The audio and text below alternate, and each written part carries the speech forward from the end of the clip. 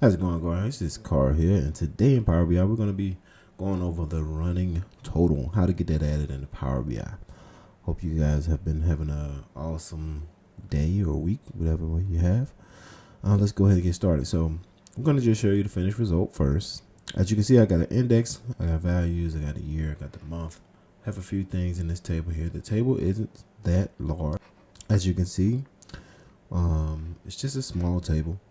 I did add the index as well as these other two columns, and this is what I'm going to show you guys how to do. So first things first, let's go ahead and reset this.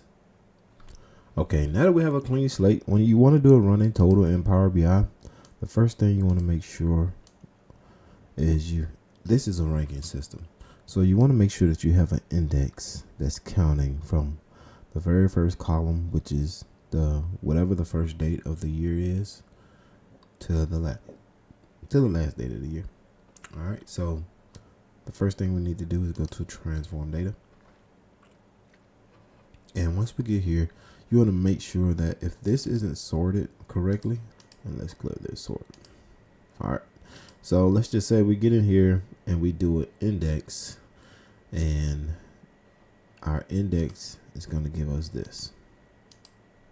What's going to happen is you're going to get a running total, but you're not going to get an accurate running total based on the years increasing or the running total increasing over the years. What you're going to, as you can see here, 2025 is first, and it's counting 2025 January 1 is 1, when it should be counting 2024 January 1 is 1.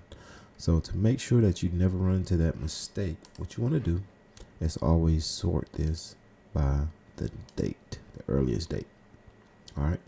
So once you get that done, now you want to go ahead and do an index from 1, so that now you can see your January 1, 2024 is first, or whatever your earliest date is on your calendar or your date dimension table. Once you have that done, it's simple. We just go ahead and close and apply. All right, so we'll go ahead and apply that index to this little table here. And we'll just do that by just putting it over here on the left side. We don't need a sum. It's okay to have that total down there, so we get to see what a little bit what the sum is. So the first thing we want to do is we want to create a column. All right. So running total is going to be created when we do this column, adding a column. So I'll just give some space here so we won't have to flip back and forth between the table view and the report view.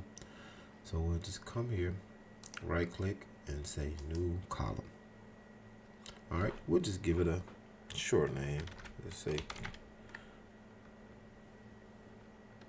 value or running total, whatever you want to call it.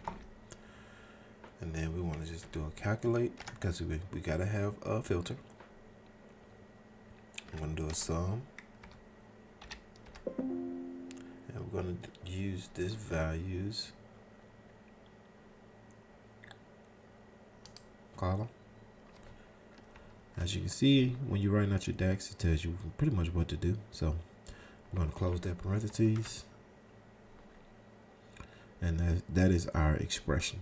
So once we have our expression in there, which is calculate sum value, we want to add in a filter.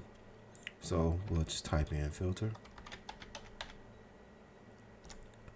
And then it's asking us to give it the give the table name. Table name is test table, because we're just testing some things out. However, in this scenario, even though it's asking to get that table name, we want to make sure that we're getting everything, right? So we want to say all. And what all does is it returns all the rows in the table, or all the values in a column, ignoring any filters that might have been applied. All right. So we're going to say all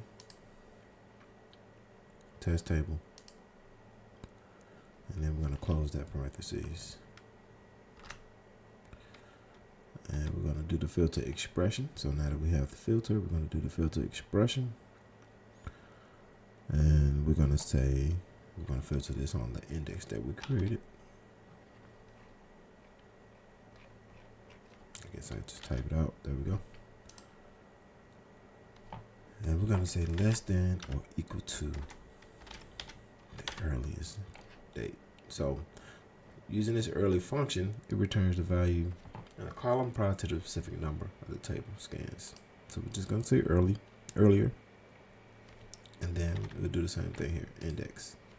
We'll close this, and close the entire thing. Hit enter.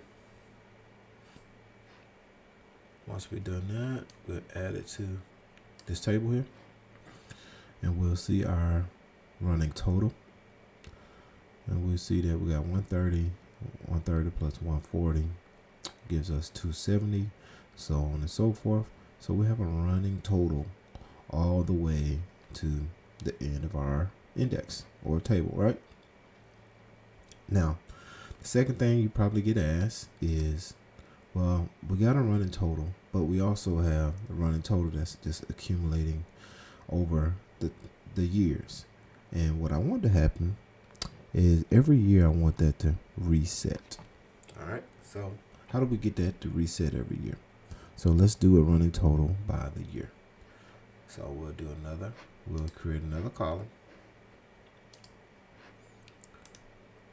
New column. We'll just call this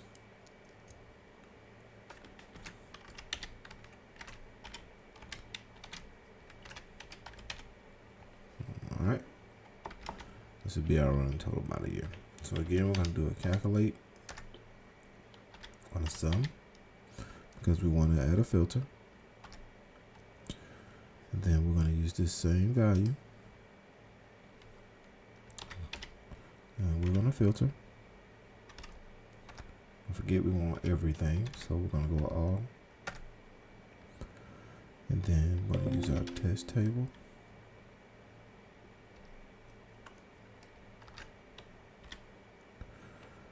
And now we want to filter this by the year.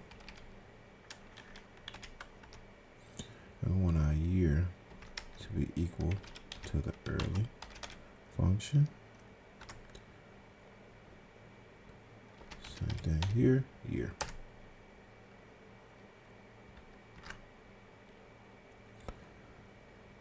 We also want to filter, so we're going to do and let's just start over here. Then we're going to say the index.